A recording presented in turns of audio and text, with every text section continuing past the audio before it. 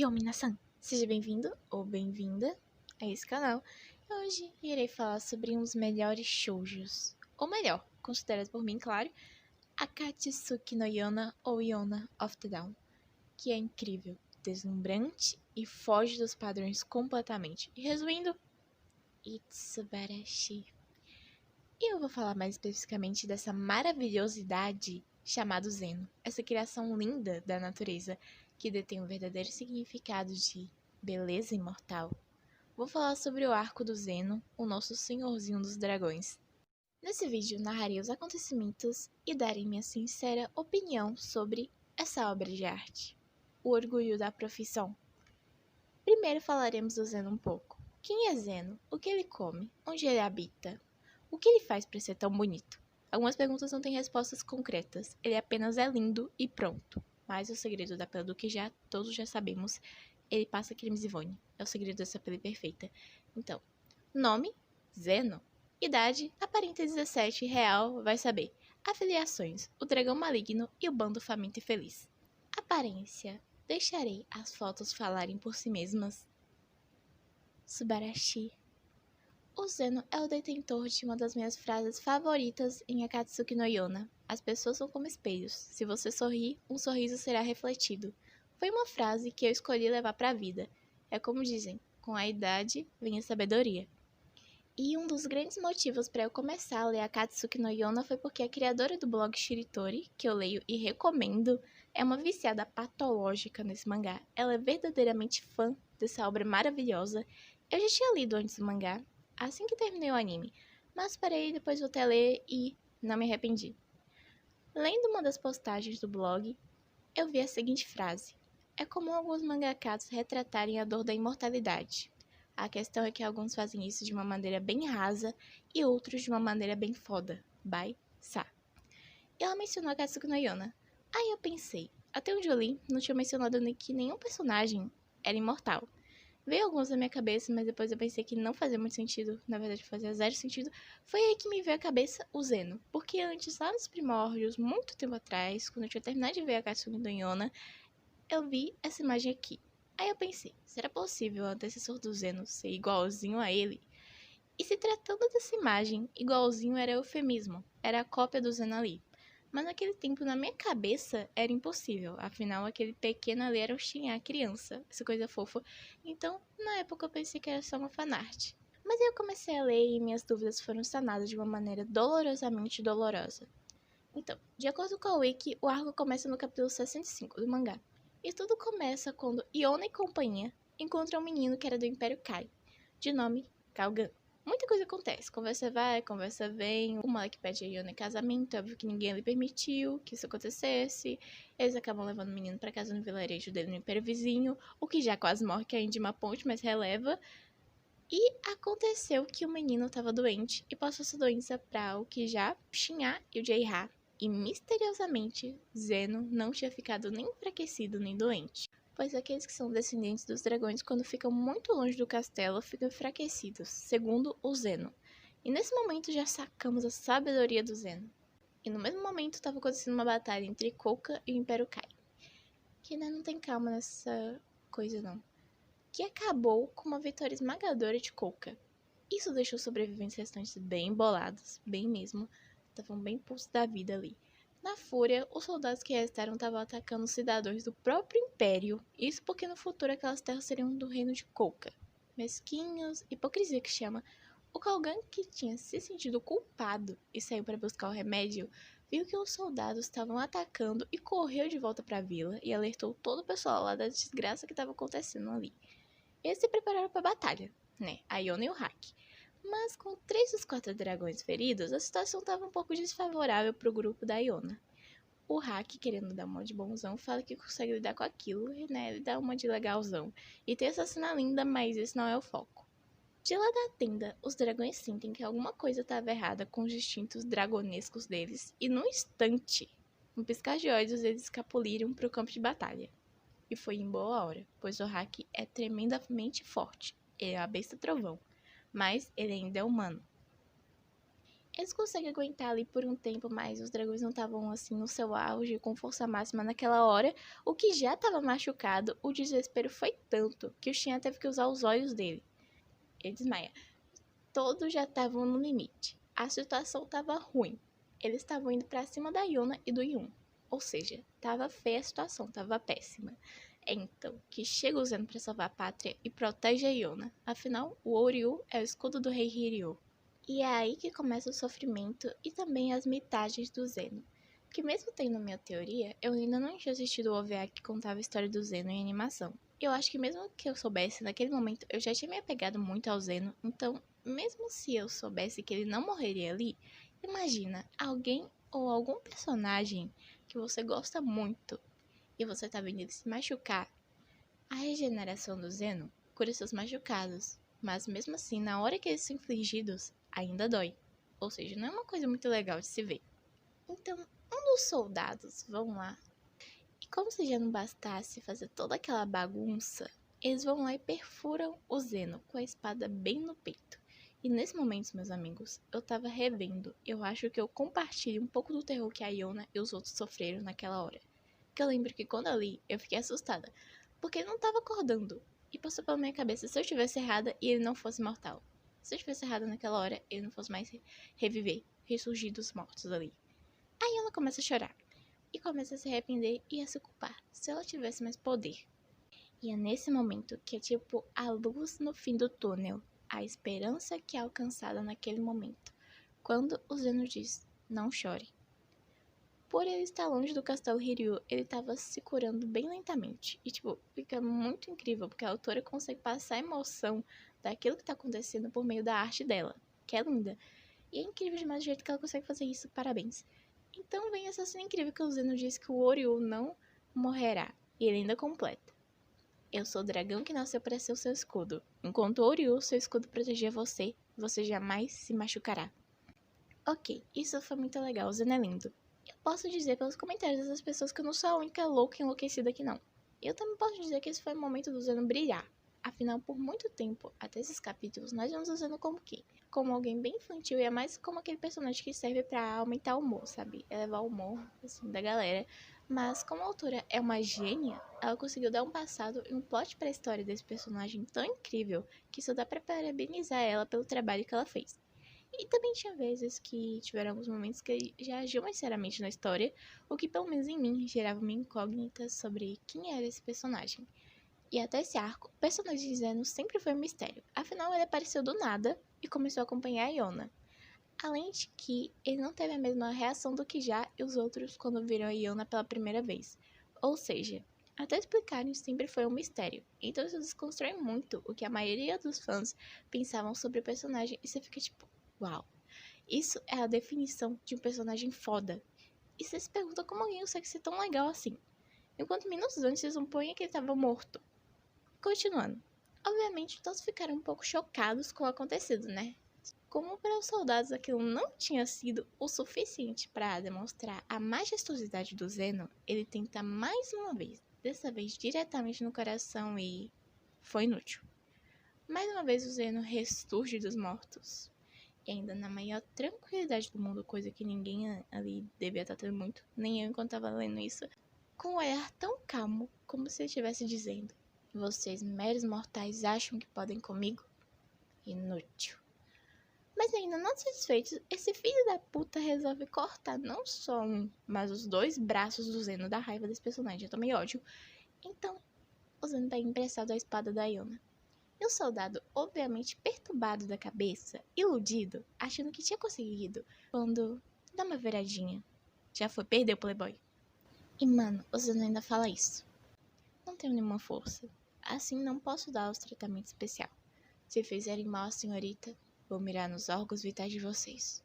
E vamos exaltar mais uma vez a arte da Kusanagi Sensei, que, mano, é incrível como ela consegue passar emoção através da arte. E deixa os leitores impactados, que, tipo, ao mesmo tempo que eu fico assustada e não gosto do Zeno sangrando, sei lá, é tão legal. Sei lá, ele falando essas coisas é tão legal. E ainda por cima consegue dizer frases legais que me faltam palavras para descrever o quanto é incrível. Eu preciso reformular meu vocabulário. E no meio de todo esse caos, com o corpo coberto de sangue e um braço faltando, ele ainda consegue sorrir para Yona. Depois ele parte para o combate, afinal, eles ignoraram os avisos do Zeno. Azar deles, eles que lutem. E mano, a Akatsuki no Yona é um shoujo, que como eu falei, foge completamente dos padrões. Que tipo, olha essa cena, alguém me explica por que eu acho isso tão legal? Isso é uma coisa legal de se ver se eu sou a única surtada por aqui. E eu acho que pra mim, eu posso dizer que se adaptassem isso, eles não iriam conseguir imitar essa cena tão perfeitamente quanto tá desenhado aí no mangá. Que cara, a arte dela é tão linda, que pelo menos pra mim isso tá incrível. Que, tipo, a arte dela não é a melhor do mundo com certeza, mas nesse momento ela se sobressai muito e consegue superar as expectativas. E eu acho que você não verá isso em qualquer show de por aí, talvez nem em shounen. E eles continuam atacando o Zeno por todos os lados. A Yona tava assustada, igual a mim, compartilha o terror dela. E é nesse momento que o coração falha uma batida. Que quando eu ver essa cena, eu voltei a página, eu virei de novo. Que cara, eu tô igual a Yona, aqui agora.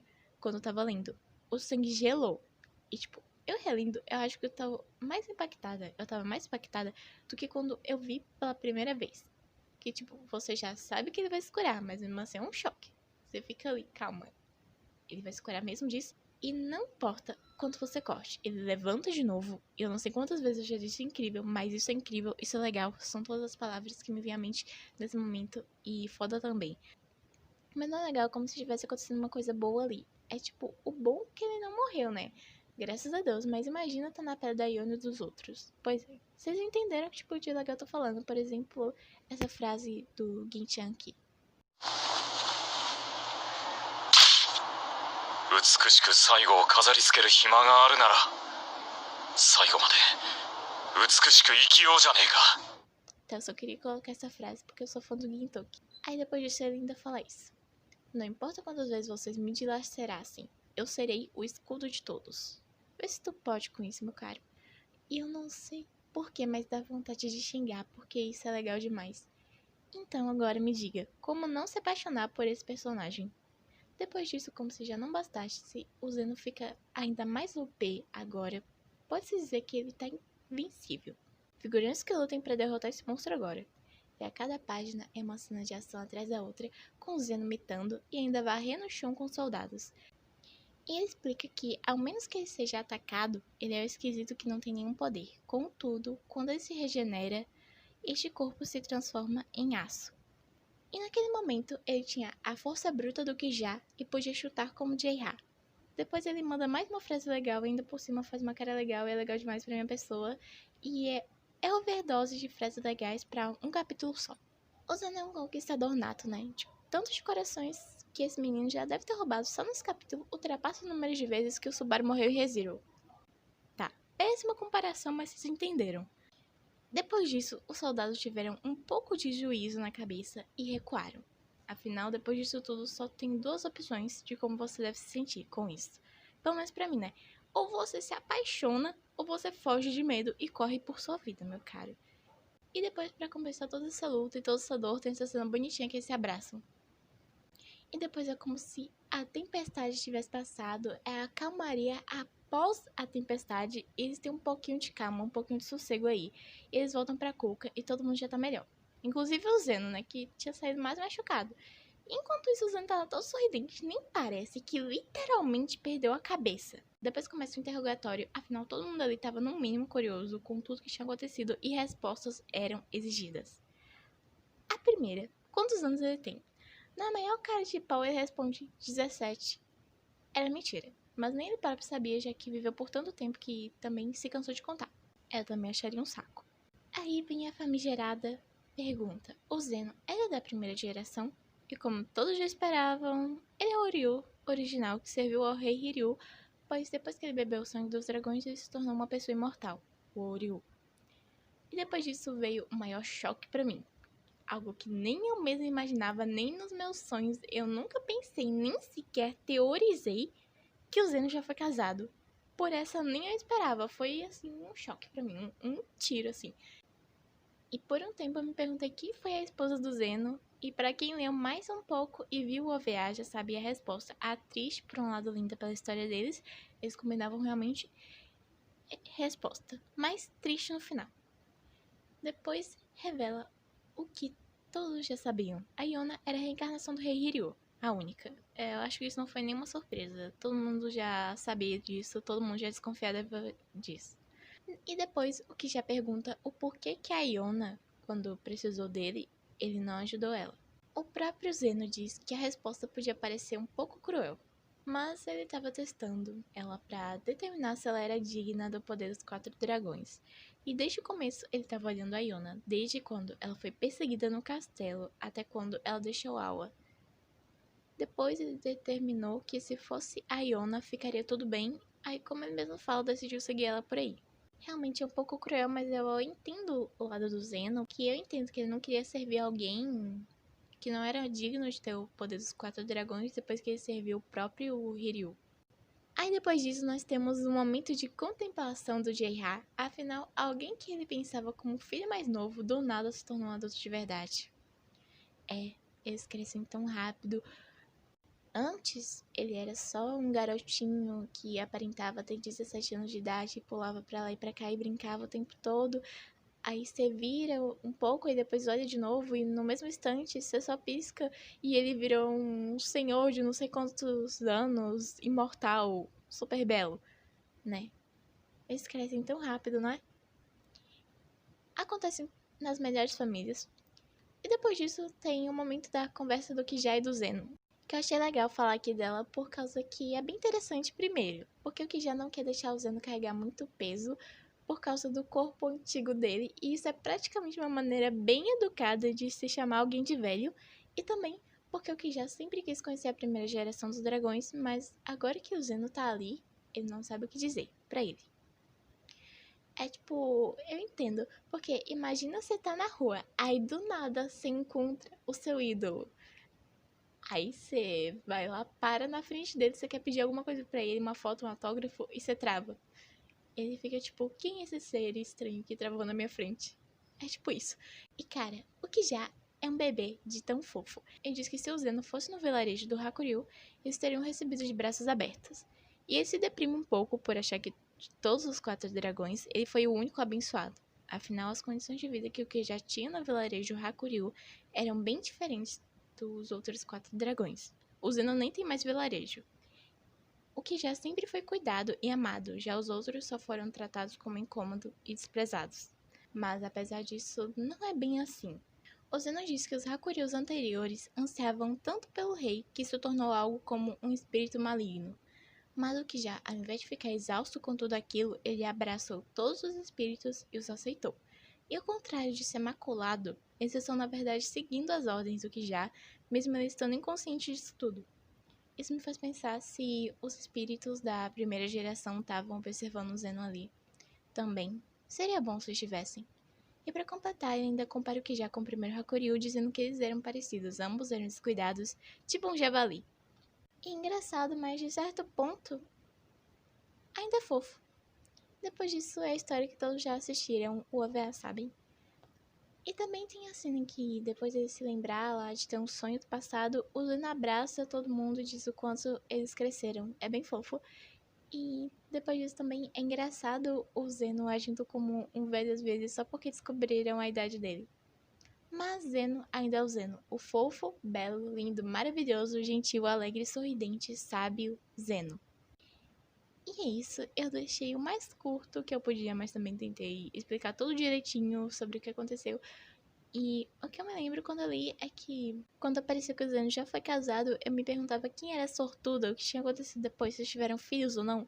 Aí depois que eu descobri, eu tô só esse comentário. Tipo, aí assim, enquanto eu tava aqui revendo as coisas pra fazer o vídeo, eu percebi uma coisa. Lembra que a Kaia falou pro Zeno que quando ele estivesse sozinho, se esquecendo do próprio nome, ele chamasse mesmo? O Zeno deve ter pronunciado tanto o próprio nome enquanto estava sozinho, que mesmo agora que tem pessoas ao redor dele, ele ainda se coloca na primeira pessoa. E mano, isso é muito triste. Imagina o quanto ele foi solitário. Em alguns outros capítulos fala que o Zeno já feriu até o próprio coração dele.